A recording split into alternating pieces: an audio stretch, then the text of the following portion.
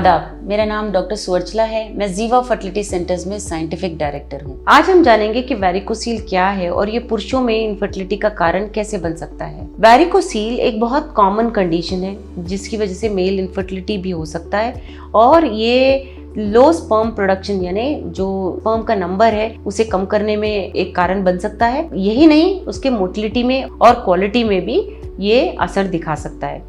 जैसे कि पैरों में वेरिकोस वेन जमा होते रहते हैं, ब्लड का जो इकट्ठा होना देखा गया है, उसी तरह स्क्रोटम में भी यानी टेस्टिस में भी ये स्वेलिंग और डायलेशन देखा गया है, जिसकी वजह से हीट का ज़्यादा बढ़ना देखा गया है और स्पर्म प्रोडक्शन में घटोती देखी गई है। डॉक्टर्स भी ये समझने की कोशिश कर रहे हैं कि एग्जैक्टली वैरिकोसील मेल फर्टिलिटी को कैसे इफेक्ट करता है, बट यूजुअली ये देखा गया है कि वैरिकोसील के रहने के कारण स्क्रोटम में या टेस्टिस में टेम्परेचर बढ़ता है, जिसके कारण स्पर्म प्रोडक्शन कम होता है। जैसे कि आप जानते हो, टेस्टिस बॉडी के बाहर इसलिए है क्योंकि उसे 2 डिग्री बॉडी से कम टेम्परेचर चाहिए ताकि स्पर्म का प्रोडक्शन हो। वैरिकोसील के रहने के कारण टेम्परेचर बढ़ता है, इसीलिए स्पर्म्स डैमेज या मर भी सकते हैं, जिसकी वजह से ये काउंट जो है कम हो जाता है। अगर काउंट ठीक भी रहा तो मोटिलिटी कम हो सकता है, अगर मोटिलिटी ठीक भी रहा तो मॉर्फोलॉजी यानी आकार खराब हो सकते हैं, या तीनों भी ठीक नहीं होने के भी चांसेस होते हैं। 15% पुरुषों में देखा गया है कि जनरल पॉपुलेशन में वैरिकोसील का रहना इतना कॉमन है।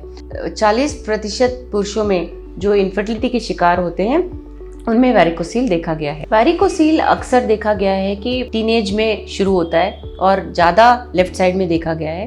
होता ये है कि जब टेस्टिस बढ़ रहे होते हैं टीनेज में तो ब्लड सप्लाई ज़्यादा होता है और जितना ब्लड टेस्टिस को जा रहा होता है उतना ही ब्लड बाहर भी आता है, मतलब सर्कुलेशन हो रहा है बाहर, यानी बॉडी के बाहर नहीं, टेस्टिस के अंदर या बाहर। तो जब ये वेन्स खून का आना जाना हैंडल नहीं कर सकते तो ये जो है वेन्स जो है डायलेट हो जाते हैं और वाइडन हो जाते हैं। इसकी वजह से ये वैरिकोसील होता है। धीरे धीरे ये प्रॉब्लम ज़्यादा भी हो सकता है। बेसिकली डायग्नोस तो खुद ही कर सकते हैं पुरुष। अगर आप हाथ से फील करते हो तो एक गड्ढे जैसा होता है स्क्रोटम में, जिसकी वजह से पेन भी हो सकता है। अक्सर ये टेस्टिस को छोटा भी कर देता है, तो कभी कभी जब वैरिकोसील ज़्यादा होता है या आप महसूस करते हैं तो उस साइड का टेस्टिस भी छोटा होता है। ये इसका सिवियरिटी अगर ज़्यादा होता है तो डिस्कम्फर्ट भी ज़्यादा होता है। एक डॉक्टर आपको अवश्य ये बता पाएंगे आपको वैरिकोसील है या नहीं, स्पेशली एक यूरोलॉजिस्ट। बहुत सारे सोफिस्टिकेटेड परीक्षाएं हैं जिससे ये पता लगा सकते वैरिकोसील है नहीं। उनमें से एक है स्क्रोटल डॉपलर या स्क्रोटल अल्ट्रासाउंड। इससे ये अनुमान लगाया जा सकता है और आपको ये बिल्कुल परफेक्टली बताया जा सकता है कि उसका स्टेज क्या है, कितने सिवियरिटी में है और आपको सर्जरी कराना चाहिए या नहीं। जैसे मैंने कहा सर्जरी, तो सर्जरी एक वैरिकोसील का ट्रीटमेंट है जिसमें अब्डोमेन एरिया में एक छोटा सा इंसेशन दिया जाएगा, मतलब छोटा सा कट दिया जाएगा और वहां से वो वेन्स को आइडेंटिफाई करके उसे बांध दिया जाएगा, जिससे ये प्रॉब्लम कम करा जा सकता है। इसके अलावा लैप्रोस्कोपिक लाइगेशन भी किया जा सकता है, जो भी बहुत आसान तरीका है। ये दोनों तरीके जो मैंने बताए हैं आपको एक आउट पेशेंट बेसिस पे भी किया जा सकता है, यानी कि आपको एडमिशन की जरूरत नहीं पड़ती है। ट्रीटमेंट अक्सर स्पर्म क्वालिटी को क्वांटिटी को इम्प्रूव करता है, यही नहीं प्रेगनेंसी रेट्स को भी इम्प्रूव करता है। बट ये याद रखिए कि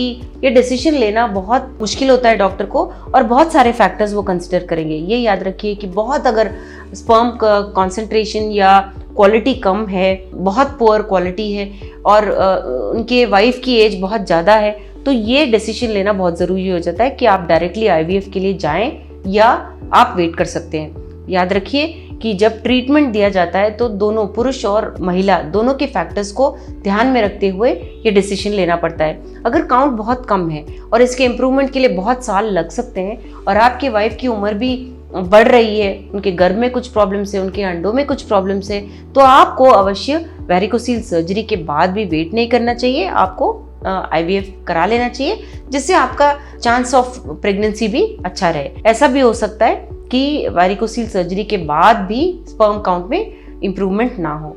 तो ये डिसीजन कि आपको ट्रीटमेंट ऑप्शन लेना चाहिए या नहीं, आपके डॉक्टर्स ये सब फैक्टर्स को रखते हुए लेंगे। इसके बारे में अगर आपको और इन्फॉर्मेशन चाहिए अवश्य जीवा फर्टिलिटी सेंटर्स आइए। Thank you.